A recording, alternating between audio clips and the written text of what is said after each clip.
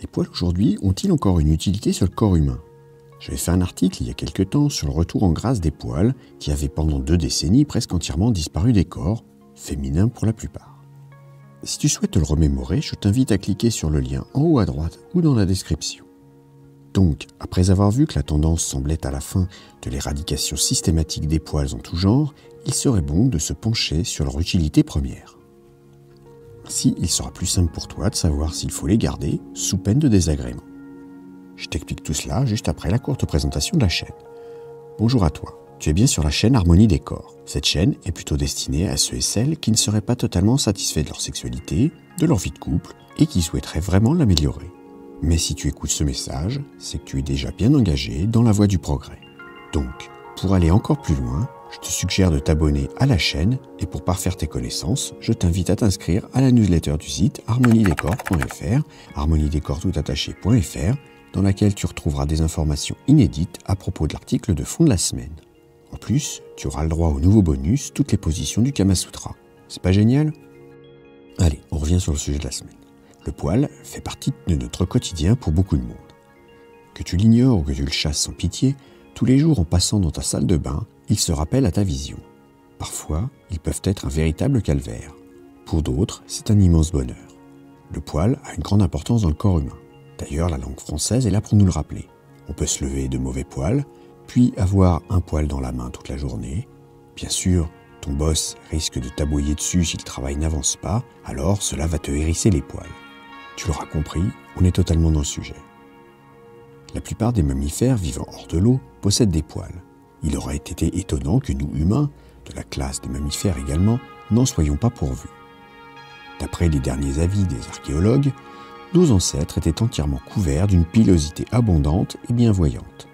Or, tu le remarques à chaque fois que tu te mets nu devant ton miroir que ce n'est plus vraiment le cas. Enfin, ce ne sera pas ce qui ressortira au premier coup d'œil. En effet, si tu examines d'un peu plus près l'intégralité de ta peau, tu constateras qu'elle est recouverte d'une pilosité plus ou moins importante. Les poils, les plus visibles, sont situés sur la tête. Vient ensuite la pilosité plus discrète du reste du corps. Le corps humain possède plusieurs types de poils. Il y a ceux d'apparat, d'autres qui sont sensitifs et thermiques, et enfin les derniers, plus fonctionnels. Les poils d'apparat sont ceux qui semblent principalement liés à améliorer ton aspect général. C'est surtout l'apanage pour les corps masculins qui ont une pilosité plus importante. Bon, ok, tout le monde n'arrive pas toujours à les mettre en valeur, c'est certain. Parmi ces poils, il y a bien sûr les cheveux, mais aussi la barbe. Les poils d'apparat servent principalement à la séduction, mais également à effrayer les adversaires. Ainsi, la barbe permet d'augmenter la taille du visage à la manière de la crinière du lion. Cela peut donc servir à impressionner les ennemis, comme en prenant l'exemple de Tormund Fléau-d'Ogre pour les femmes de Game of Thrones. Tu n'y prêtes pas forcément attention, mais tous les poils qui parsèment ta peau sont des récepteurs sensitifs. Ils sont tous très sensibles aux frottements et déplacements d'air. Ils jouent donc un rôle important pendant les caresses et le corps à corps. Évidemment, tu ne t'en rends pas trop compte car ils sont moins réceptifs que les capteurs sensoriels de la peau qui prennent alors le dessus. Pourtant, lors des effleurements, ce sont eux qui viennent souvent te donner la chair de poule. Tu le sais également, mais le fait de tirer sur n'importe lequel de tes poils va engendrer une légère douleur. Les adeptes de l'épilation le savent bien. Ce duvet, qui recouvre notre peau, joue encore un petit rôle thermique. C'est le cas lorsque l'air est un peu plus frais et que par réaction tu attrapes la chair de poule.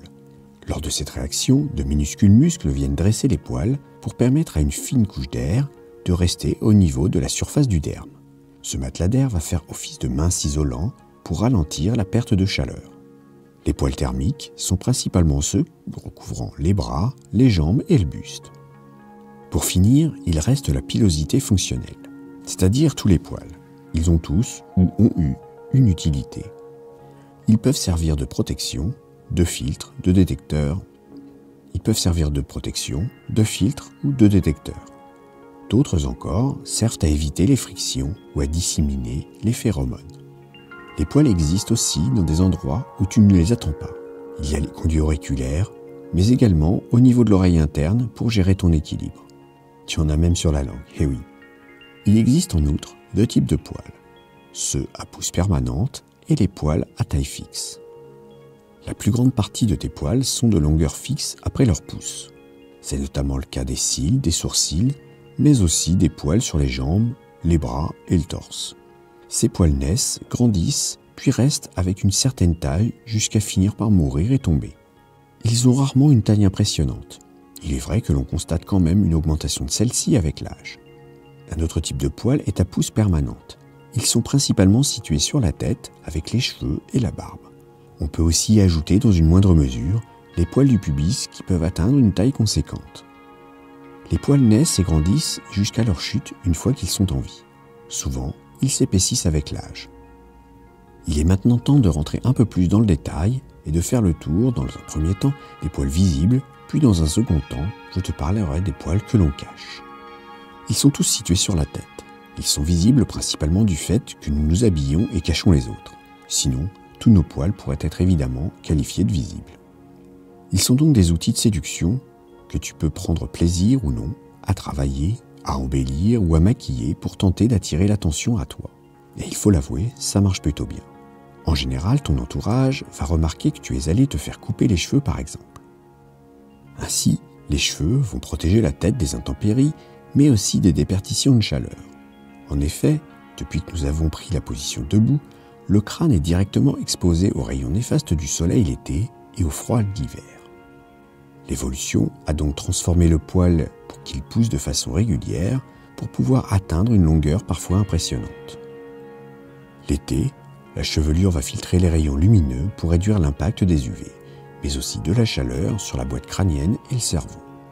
En hiver, c'est tout l'inverse. En retenant prisonnier l'air au sein de la masse pileuse, les cheveux font œuvre d'isolant pour éviter une déperdition de chaleur.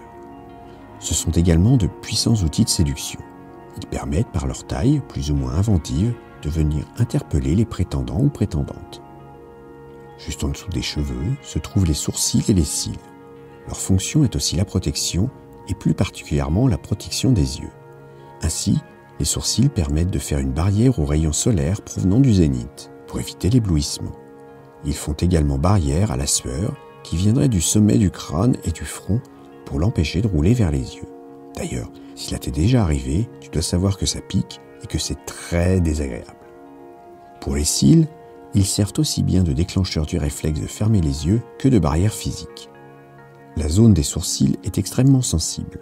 C'est une zone érogène que tu peux largement exploiter. Les sourcils sont également des marqueurs expressifs sur le visage. En être privé tend à donner un visage neutre, voire de poupée de cire à celui-ci. Plutôt présente chez les hommes, mais aussi parfois sur le visage de certaines femmes ayant un taux de testostérone un peu élevé, la barbe recouvre la partie inférieure du visage. La fonction de la barbe est esthétique. Elle permet en outre, comme indiqué plus haut, d'impressionner les adversaires. Ce sont des poils à pousse permanentes qui sont plus épais que la chevelure. Cela octroie aussi la possibilité de sculpter celle-ci de façon multiple. Il est maintenant temps de parler des poils que l'on dissimule sous nos vêtements. D'ailleurs, on s'habille, car notre pilosité n'est plus assez importante pour nous protéger des intempéries. Mais est-ce le vêtement qui a réduit la pilosité ou bien est-ce la disparition de la pilosité qui nous a imposé à l'habit? C'est un peu le célèbre dilemme de l'œuf et de la poule. Pour les poils des dessous de bras, leur fonction principale semblerait d'aider à libérer les phéromones issus des glandes situées sous les aisselles. Il faut également noter que les poils facilitent le mouvement en fonctionnant comme de petits roulements à billes. Ils évitent de même, à deux pans de peau, de venir coller l'un sur l'autre par adhérence. Ils ne sont donc pas qu'esthétiques, ils sont aussi largement fonctionnels. Les poils, sur le reste du corps, sont plutôt liés aux origines. Certains ont le poil plus épais, d'autres plus foncé. C'est très fluctuant d'un individu à l'autre et d'une région à l'autre. C'est de plus variable au sein d'un même sexe. Certaines personnes ont une plus ou moins grande densité de poils que leurs congénères. Pour finir, les poils pubiens s'étendent du pubis jusqu'en haut de l'arrêt des fesses. Ils recouvrent les parties génitales à l'exception de la verge chez l'homme et de l'intérieur de la vulve chez la femme. Pour rappel, l'intérieur de la vulve débute après les grandes lèvres. Pour plus d'informations sur les sexes masculins et féminins, je te suggère les vidéos que je vais t'indiquer en haut à droite et dans la description. La longueur de ces poils à pouce continu est supérieure à celle de l'ensemble des poils, hormis les cheveux qui les dépassent de loin. Cependant, ils peuvent tout de même grandir jusqu'à des tailles avoisinant les 5 à 10 cm au cours de leur vie de poil. Néanmoins, comme ils ont tendance à friser, ils paraissent bien plus courts. La couleur des poils pubiens dépend évidemment de la carnation. Ils sont souvent proches de celle des sourcils. Comme les poils des aisselles, ils servent aussi à diffuser les phéromones. Ils permettent également de préserver une certaine humidité de la peau et des muqueuses de la vulve. Il semblerait donc qu'ils jouent un rôle pour aider à garder une flore vaginale idéale. Si tu souffres trop fréquemment d'infections ou de mycoses, il est peut-être temps de te demander si ce que tu fais subir à tes poils n'en est pas la cause. J'espère maintenant que tu comprends mieux pourquoi, ce qui peut parfois t'exaspérer, est là. Nos poils sont a priori utiles, même si de plus en plus on a tendance à ne plus trop en avoir du fait de nos vies plus intérieures et citadines. Après t'être abonné à la chaîne, je t'invite à me dire dans les commentaires si tu es plutôt ami ou l'ennemi de tes poils et comment tu les aimes chez tes partenaires. Merci d'avoir écouté cette vidéo. Pour aller un peu plus loin et rejoindre le cercle des fins connaisseurs pour une sexualité épanouie, je te conseille de t'abonner à la newsletter. Tu retrouveras l'article complet, il te donnera plus de conseils et des astuces. Abonne-toi à la chaîne, active le petit pouce bleu, éventuellement ajoute un commentaire et à bientôt.